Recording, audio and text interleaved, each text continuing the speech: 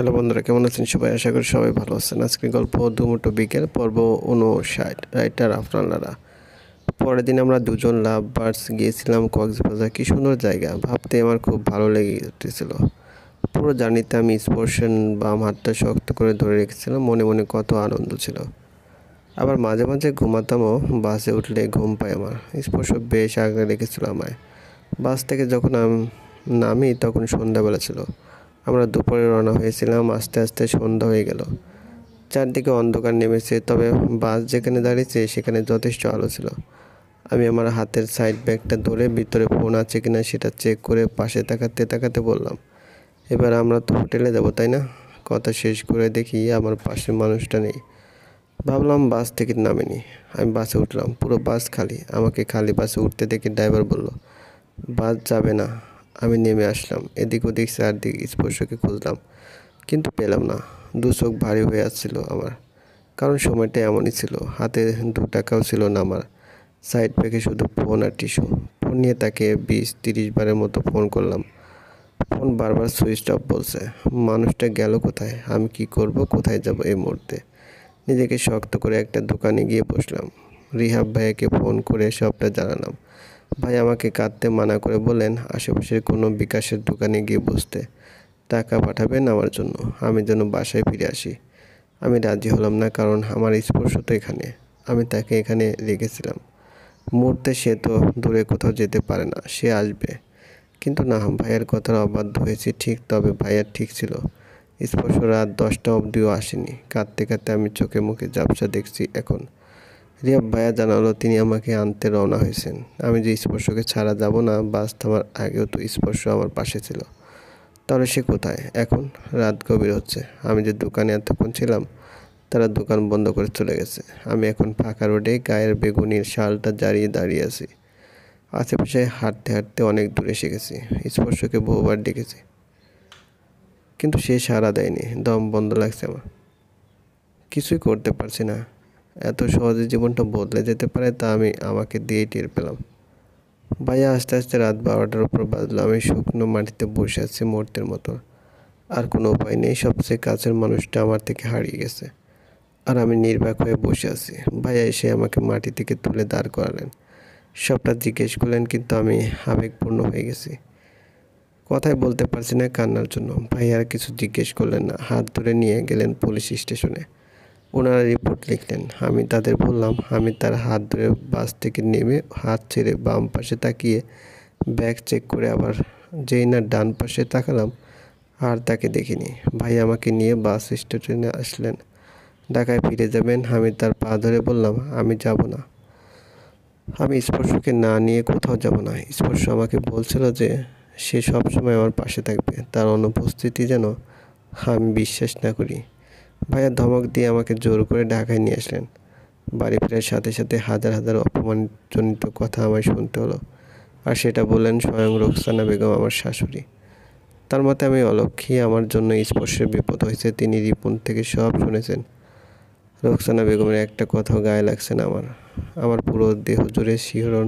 স্পর্শকে সন্ধ্যা থেকে না দেখতে পাওয়ার কষ্ট আমাকে শেষ করে দিচ্ছে।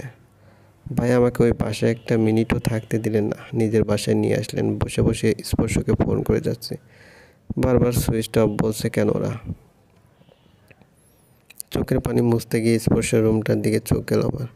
আমি বেশ দেখতে পাচ্ছি কাল এ সময়টা সে আমাকে ভালোবাসার চাদরে মুড়িয়ে রেখেছিল। গায়ে এখনও সেই ভালোবাসার দাগ লেগে আছে, অথচ সেই মানুষটা নেই। আমার কিছু চাই না এখন। আমার শুধু স্পর্শকে চাই। তা আমি খাবারের প্লেট ধরে দাঁড়িয়ে আছে। আমি আমার ভাইকে কখনো ধমক দিইনি, অথচ আজ দিলাম। বকলাম ওকে, বললাম চলে যেতে। মনে সুখ নেই আমার। সে আমি খাবার মুখে তুলব। দেখতে দেখতে একটা মাস হয়ে গেছে, আর আমি আজও পাগলের মতো কাঁদছি। আমার কান্নার কোনো ফল পাচ্ছি না। আজকে স্পর্শের নাম্বার অফ বলে পুলিশ এখনও খুঁজছে তাকে। ভাইয়া চুপচাপ রুমে এসে একটা রিপোর্ট টেবিলের উপর রেখে বললেন, আর এটা বাকি ছিল। আমি আঁচল দিয়ে চোখ মুছে কাঁপা কাঁপা হাতে রিপোর্টটা নিলাম টেবিলের উপর থেকে। পজিটিভ। আমি স্পর্শের সন্তানের মা হতে যাচ্ছি। রোকসানা বেগমের বাসার দরজা আমার জন্য চিরকালের মতো বন্ধ। স্পর্শের বাবা অনেক করে আমাকে নিতে চেয়েছেন, কিন্তু রোকসানা বেগমের জন্য পারেননি। তিনি আমাকে আজও দোষী মানেন। হয়তো আমি সত্যি দোষী, যে কিনা বিয়ের 3 দিনের মাথায় স্বামী হারিয়েছে। সে তো অলক্ষী বটে। না সকালে খাচ্ছি, না দুপুরে, রাতে এক মুঠো ভাত, তাও মা নিজে হাতে খাইয়ে দেয় আমাকে, নয় আমার পেটের বাচ্চাটার খাতিরে। যখন থেকে জানতে পেরেছি আমার মধ্যে আর একটা জীবন আছে, একটিবারের জন্য আমি খুশি হইনি। পেটে হাত বুলিয়ে অনুভব করার চেষ্টা করিনি। আমার সামনে পিছনে ডানে বামে শুধু স্পর্শের ছবি। যে লোকটা আমার ছবির বিরাট বড় একটা পোস্টার তার ফ্ল্যাটের রুমে টাঙিয়েছিল, আজ আমি তারই শত শত ছবি দিয়ে আমার রুম সাজিয়েছি। যে লোকটা আমাকে দেখার জন্য সবসময় তার রুমের জানালার ধারে দাঁড়িয়ে থাকতো, আর এখন আমি আমার রুমের জানালার দাঁড়িয়ে দাঁড়িয়ে তারই রুমটা দেখি। একটিবার তার পোশাকে হাত বোলানোর অধিকার আমার নেই। মা আমাকে ছুতে দেননি। ওগুলোতে তো তার গায়ের গন্ধ পাওয়া যাবে, তাই না? চেয়েও আমি সেই গন্ধ নিতে পারি না আজ।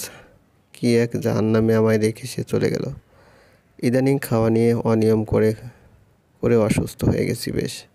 এতই অসুস্থ যে এখন বিছানা থেকে নামতে পারছি না আর। গায়ে অনেক জ্বর আর বমি তো লেগেই আছে। মা কাঁদতেন অনেক, এখন আর কাঁদেন না, কিন্তু আমি প্রতিদিন কাঁদি। এই শোক যে ভোলার মতন না। হয়তো বলতাম যদি না পেটে স্পর্শের দেওয়া এই উপহার আসতো। পুলিশ কোনো খবর দিতে পারছে না। আশিক ভাইয়া মারা গেছেন, এত লড়াই করেও জিততে পারেননি মৃত্যুর সাথে। তো আমার বিয়ে হয়ে গেছে আরেকটা ছেলের সাথে, সেও কেঁদেছিল। কয়েক মাস পর ঠিক হয়ে গেছে। তবে সে বিয়ের দিন আশিকের কথা মনে করে অনেক কেঁদেছে। আর আমি মাথা ঠুকরে কেঁদেছিলাম এইভাবে যে আমার স্পর্শের সাথে না জানি কি হয়েছে। এখন 6 মাস হলো। পেটে একটু বড় হয়েছে, আমি তাকাই না কখনো। মা বলেছে বড় হয়েছে, আমি শুধু চেয়ে থাকি স্পর্শের ছবিগুলোর দিকে। সেজন্য আমার পাশেই আছে। এই দিনটা আসবে সে জানতো। সে শিওর ছিল, আর তাই আমাকে বিয়ের পরের দিন বলেছিল হারিয়ে যাওয়ার কথাটা। যাকে 3টা বছর ধরে ঘৃণা করেছি, শেষ সময় এসে যখন তাকে ভালোবাসতে শুরু করেছি, তখন সে আমায় ছেড়ে চলে গেল। যে সময় একটা নারী তার স্বামীকে পাশে চায়, সেই সময়টায় আমি তাকে একটিবার ছোঁয়ার কিংবা দেখারও সুযোগ পাচ্ছি না। আচ্ছা, আমি মরে কেন যাই না? কি দরকার এই জীবনের? জ্বর ভালো হচ্ছে না, হসপিটালে এসে বেডের রোগী হিসেবে ভর্তি হয়ে শুয়ে আছি এখন। বুকে ওনার একটা ছবি জড়িয়ে ধরে উপরে ছাদের দিকে চেয়ে আছি আমি। পাশেই ডাক্তার সালমা চৌধুরী মাকে বলছেন এরকমটা করলে বাচ্চার সাথে সাথে আমারও অনেক ক্ষতি হবে। মার সাথে সাথে বললেন আপনি তো জানেন ও কেন এমন হয়ে গেল, অন্তত বাচ্চাটার কথা ভাবুক। সেটাও ভাবে না। কোনো দিন 3 বেলা খাবার খেয়েছে সে বলতে পারবে না। একবেলা খাওয়াতেই যত ঝামেলা করতে হয়। রুচি আছে কিন্তু মন নাই, এমনটা আর কতদিন চলবে? ডাক্তার বলে দিলেন জোর করে খাওয়াতে। হাই পাওয়ারের মোটা মোটা ওষুধ দিলেন কতগুলো। আমার জন্য না, বাবুর জন্য। আমি খেলে তার লাভ হবে, ছবিটা বুকে থাকছে না, পুড়ে যাচ্ছে। পেট ফুলে আছে যে তাই। একটা মাস পর আমি খেয়াল করলাম আমার পেট বড়, তাও না দেখার ভান করে ছবিটাকে আঁকড়ে পড়ে থাকলাম। রিয়া ভাইয়া রাখি আপু দূরে দাঁড়িয়ে আমার দিকে চেয়ে আছেন। আমি ভাইয়ের সাথে কথা বলি না। ভাইয়া কেন আমাকে সেদিন নিয়ে আসলেন? আমি ওনাকে ছাড়া আসতে চাইনি। তাও দেখতে দেখতে 9টা মাস হয়ে গেছে। এই মাসের 4 তারিখে নাকি বাবু দুনিয়ায় আসবে আমার পেট থেকে বেরিয়ে। অথচ আমার না আছে কষ্ট, না আছে খুশি। আমি ব্যাগে পানির বোতল আর আপেল একটা ঢুকিয়েছি, কালো বোরকাটাও পরে নিয়েছি। হ্যাঁ, আজ আমি বাসা থেকে পালাবো। আমার স্পর্শের কাছে যাব আমি। সেদিন রাতে আমি কুসুম দিয়ে পেট বানিয়ে রাত বেরোতে বের হয়েছিলাম। আর আজ সত্যি সত্যি আমার পেটটা বড়, আর কুসুমের প্রয়োজন নেই। সবাই যখন ঘুমে তখন আমি একা একা বেরিয়ে পড়েছি কক্সবাজার যাব বলে। মরে যাওয়া অবধি স্পর্শে খুঁজবো আমি। পুলিশের উপর ভরসা করে এতটা মাস আমি বসেছিলাম, কোনো লাভ হলো না। নিজেই নিজের মানুষটাকে খুঁজে বের করবো আমি। হাঁটতে অনেক অনেক কষ্ট হচ্ছে আমার, যা বলার মতন না। মনে হচ্ছে পেটে ইট বেঁধে রেখেছি, দমও বন্ধ হয়ে আছে। মুখ দিয়ে শ্বাস নিঃশ্বাস নিচ্ছে। ক্রমশ পানি খেয়ে খেয়ে বোতলটা খালি করে ফেলেছি। সেদিকে খবর নেই, বাস ধরতে হবে, এটাই এখন উদ্দেশ্য। বাসও পেয়ে গেছি, তবে 1.25 ঘন্টা দাঁড়িয়ে থাকতে হয়েছিল। বাসের জানালার পাশে সিটটায় বসে একটু হাসলাম। আজ এতটা মাস পর আমি হাসলাম, তাকে খুঁজতে যাচ্ছি তাই ভেবে। আরও আগে আসা উচিত ছিল আমার। এই ডিসিশন নিতে এত দেরি করে ফেললাম। আমার পাশে একজন ভদ্রমহিলা বসলেন, বারবার জিজ্ঞেস করছেন কয় মাস, কারণ আমার অবস্থা খারাপের দিকে। এ সময় জার্নি করা একদম ঠিক না, আর আমি সেটা করছি। মাথা ঘুরছে, কেমন একটা অস্বস্তিকর অনুভূতি। ওনাকে বললাম 6 মাস। উনি একটু বিশ্বাস করলেন না। বারবার বললেন, দেখে মনে হয় 1-2 দিন পর ডেলিভারি হবে। আমি আর কথা বললাম না ওনার সাথে। ঘুম আসছে চোখ জুড়ে, কিন্তু না, ঘুমানো যাবে না। বাস থামার সাথে সাথে আমি ওনাকে খুঁজতে বের হব। কক্সবাজারে কোনো কোণা বাদ রাখবো না। তাকে ছাড়া এই একটা দিনও আমি বাঁচব না। বলতে পারার কথা মাথায় আনতে পারি না আমি। বাস থেকে নামলাম সবেমাত্র। আশেপাশের পরিবেশ দেখে মনে হচ্ছে সব আমার থেকে চেয়ে তাচ্ছিল্যের হাসি আসছে। আমি নিজেই দুর্বল, আর সেই আমি কিনা এই বিরাট জায়গায় স্পর্শকে খুঁজতে এসেছি। তাও এতটা মাস পরে এখানেই তো তাকে হারিয়েছিলাম। ফাঁকা রোডটা দিয়ে খালি পায়ে হাঁটতে হাঁটতে ভাবছি, সে বলেছিল সে সবসময় আমার আশেপাশে থাকবে। তাহলে সে এখন কোথায়? খালি পায়ে হাঁটছি কারণ পা এ সময় গরম থাকে।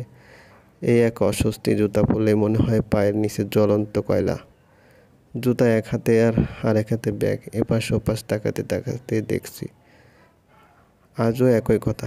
ভাগ্য যেদিকে নেবে আমি সেদিকে যাব।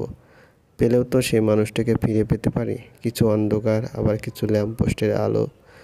শরীর খারাপ হতে হতে চরম পর্যায়ে এসে গেছে। আমি মনে হয় পাগল হয়ে গেলাম। তাই তো, যেটার কোনো শেষ নেই, সেই শেষের সীমানা খুঁজছি। যাকে এতদিন পাইনি তাকে এখন হেঁটে হেঁটে পেয়ে যাব। চলবে। গল্পটি ভালো লাগলে অবশ্যই লাইক করবেন, কমেন্ট